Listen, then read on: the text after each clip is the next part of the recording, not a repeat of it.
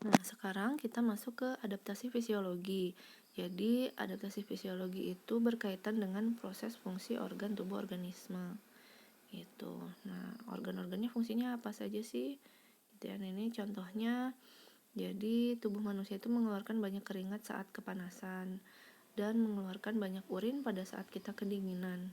Gitu ya. Jadi, itu contoh dari adaptasi fisiologi pada manusia. Lalu yang kedua contohnya bertambahnya sel darah merah pada orang yang pindah dari dataran rendah ke dataran tinggi atau ke pegunungan. Jadi sel darah merah di pegunungan itu pada orang-orang yang hidup di sana itu ya, sel darah merahnya lebih banyak karena dibutuhkan untuk mengikat oksigen.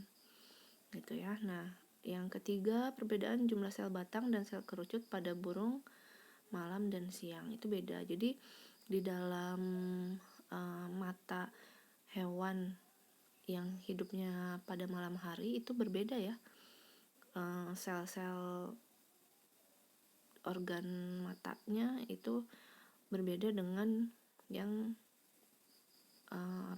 burung hidup pada siang hari gitu.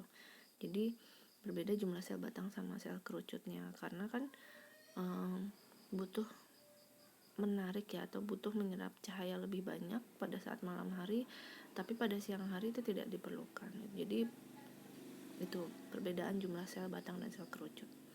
Lalu ada enzim selulosa pada herbivora ya untuk mencerna rumput atau dedaunan yang dimakan. Jadi dalam lambungnya dia memiliki enzim selulosa. Lalu contoh yang kelima, osmoregulasi pada ikan air tawar dan air laut itu berbeda. Jadi osmoregulasi ini maksudnya adalah jumlah urin yang keluar pada ikan air laut dan ikan air tawar itu berbeda. Gitu ya, jumlah urin yang keluar lalu garam yang diserap gitu kan tergantung lingkungannya gitu. Kayak misalnya pada air laut itu ikannya urinnya berbeda dengan pada ikan yang hidup di air tawar gitu ya. Osmoregulasi itu maksudnya itu.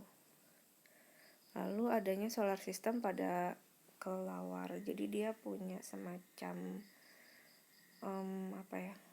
penangkap, karena kelelawar ini dia tidak mempunyai indera penglihatan yang baik gitu, maka dia mengeluarkan sonar ya, sonar system bukan solar, jadi mengeluarkan suara gitu untuk mendeteksi sejauh mana atau misalnya dia di depannya tuh ada benda atau tidak gitu, karena penglihatannya itu tidak normal ya kalau pada kelelawar gitu. Terus adanya kelenjar bau pada bunga untuk menarik serangga, nah itu juga bagian dari adaptasi fisiologi.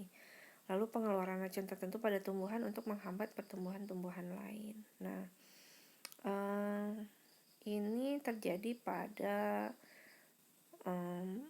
tumbuhan yang dia itu dimakan serangga gitu ya. Jadi tumbuhan itu bisa mengeluarkan hormon yang dia mencegah tumbuhan yang ada di bawahnya untuk tidak dimakan serangga, seperti itu. Lalu ada juga unta mengeluarkan urin yang pekat ya dan feses yang kering.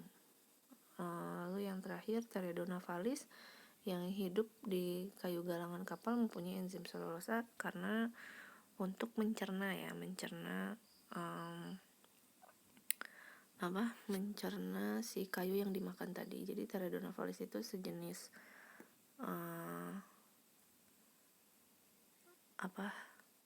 sejenis larva gitu ya, sejenis larva yang hidup pada kayu-kayu